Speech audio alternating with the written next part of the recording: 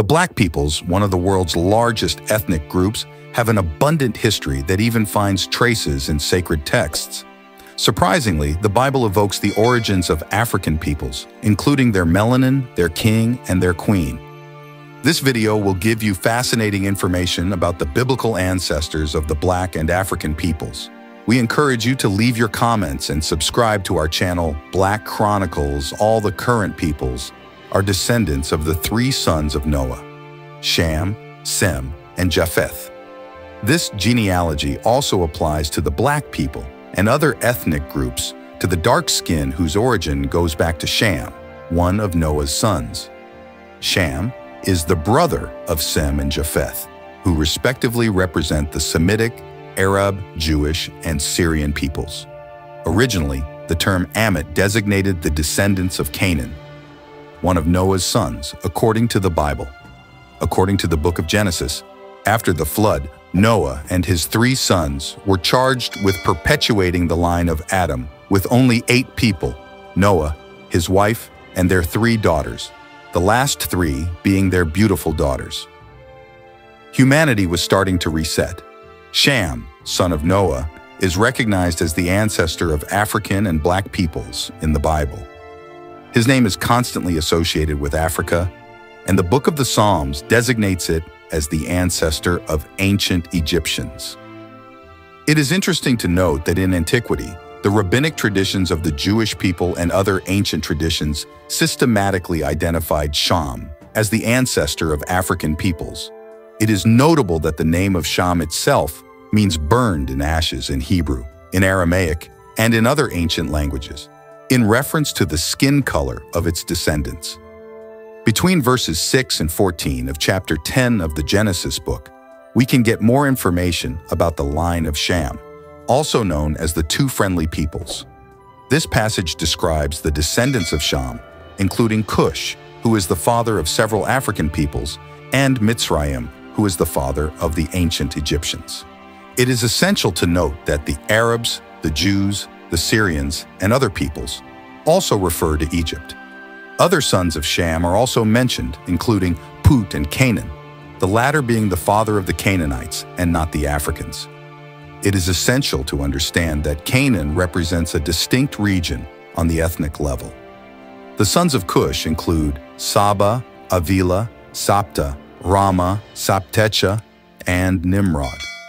At the beginning of his reign, Nimrod reigned over several cities, including Babel, which was part of his kingdom. Nimrod is considered as the ancestor of the indigenous peoples of ancient Babylon that the Sumerians left for Syria, where they founded 2 or 3 cities.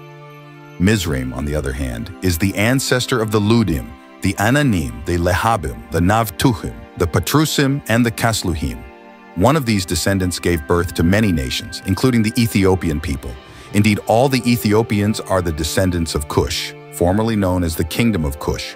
These are the main nations and peoples of Cush, son of Shamm, and this is not limited to Cush, to Nubia, to the Kingdom of Cush, to the Kingdom of Nubia, and to the ancient Sumerians. Nimrod, the son of the rebels of Cush, is considered the ancestor of the Sumerian people. In addition, the peoples of southern India, including those originally from the region, are supposed to be of Kushite origin, just like many other Africans, including the Malians, the Eritreans, the Kenyans, the Congolese, the Bantus, and other Central African peoples. The term Cush is often associated with Ethiopia, Sudan, and Africa in the Bible, its literal meaning being Ethiopian or black. Cush was also the father of Kano Emitran, or Mizrahi. Mizrahi is considered as the ancestor of ancient Egyptians and many peoples of North Africa, including the Berbers and the Tarisians. It is fascinating to note that all Semitic peoples, such as the Arabs, the Arameans, and the Israelites, refer to Egypt under the name of Mizrahi. This designation is used in several ancient languages, such as Aramaic, Arabic, and Hebrew. In the book of the Psalms, chapter 78, verse 51, it is mentioned that God struck all the firstborns in Egypt, the premises of virility at the time of Shamm.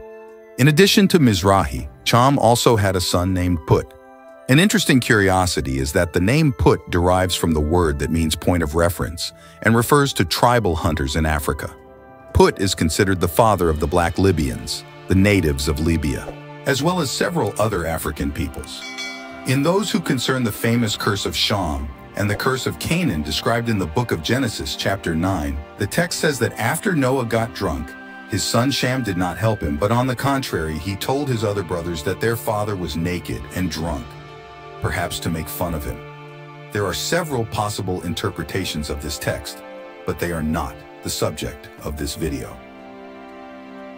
Noah then pronounced a curse on Canaan. It may seem excessive on Noah's part, but at that time, respect for parents was practically sacred. Although Noah is clearly showing inappropriate behavior by becoming drunk in this way, which was due to the accidental discovery of wine during the grape culture, God did not punish her. It is essential to emphasize that Shamm and his 3 other sons, Cush, Mizrahi, and Put, are the ancestors of African peoples. The black peoples were not cursed, but the curse was pronounced on Canaan, the father of the Canaanites who lived in the Middle East. It is crucial to note that the interpretation of the biblical text, as if the African peoples had been cursed, is a serious mistake and a bad interpretation. The curse concerns Canaan, the ancestor of the Canaanites. Shamm lived a very long life because he was born before the flood. He survived for many generations, maybe up to the 5th or 6th generation of his family and his descendants. Shamm's tomb is not known for sure, but according to some studied theories, it could be in Ethiopia, in Nubia, or even in Mesopotamia, in the Sumerian land. However, many people agree to say that Shamm's tomb is in Africa, more precisely in Sudan or Ethiopia. Some even suggest that they could be buried in Egypt, which is particularly intriguing and interesting because Egypt is a country full of mysteries, and tomb discoveries dating back to 3,000 or 4,000 years are constantly being done. The Jubilee book provides us with more information on the age of Shamm, but also on the events that applied to Noah's family and the 3 lineages.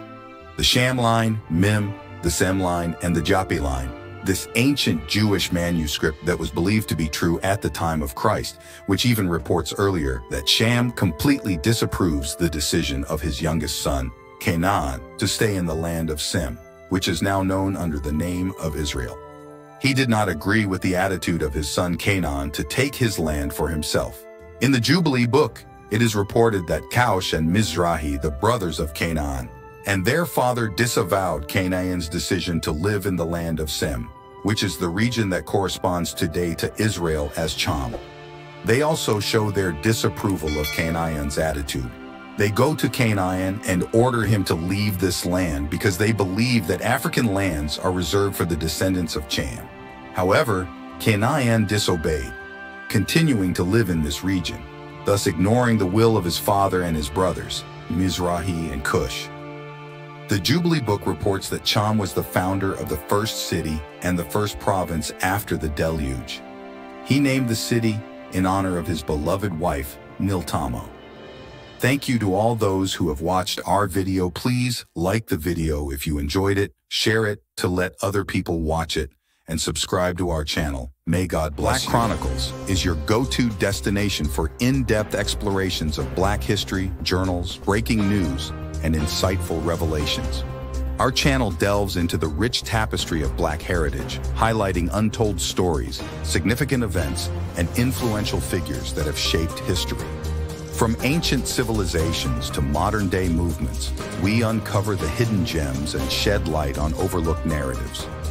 Join us on a journey of discovery and empowerment as we celebrate the resilience, creativity, and contributions of the Black community worldwide.